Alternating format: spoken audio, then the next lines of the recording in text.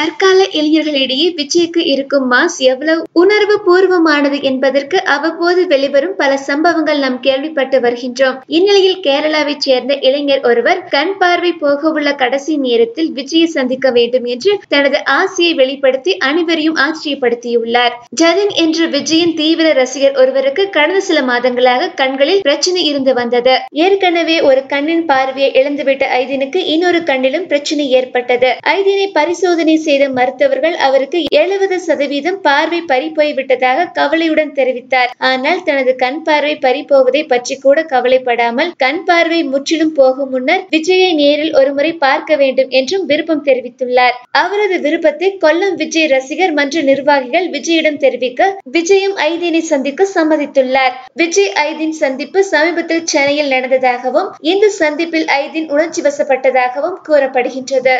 மேலும் சினிமா செய்திகளை உடனுக்குடன் தெரிந்து கொள்ள கீழே உள்ள சப்ஸ்கிரைப் பட்டனை அழுத்தவும்.